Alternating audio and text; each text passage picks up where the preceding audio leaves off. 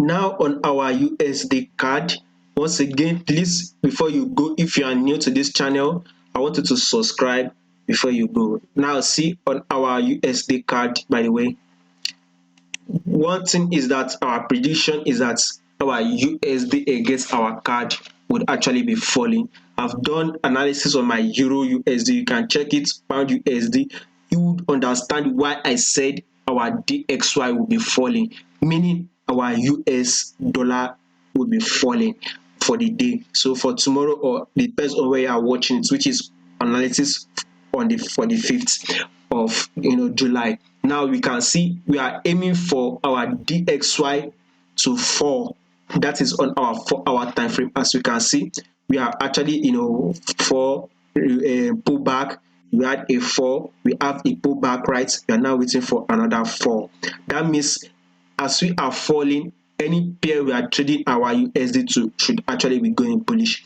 Now that our USD, we are actually you can see our USD is actually giving us that fall, by the way, on our daily time frame. And now you can see on our 4-hour time frame, we are actually on a 4. You see 4 pullback, 4, we add pullback, and guess what? For the day, our price open bearish and we are aiming to go short again. First of all, I'll advise you, first of all, take profits here at this our previous lows here, this low here, which is about 1.28.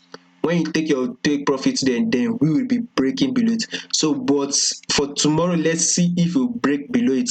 But one thing I know is that tomorrow we should actually be closing this area here and even break below it. I believe we will break below it, by the way. So we should be able to take profits first at 1.281. Then we can continue our bearish move we are aiming for on our USD card. So by the way, on the 5th of our analysis we are doing is that we are expecting our USD card should actually continue to go bearish. So that is my analysis. If you find this video, do not forget to subscribe, like, and also share this video. Thank you.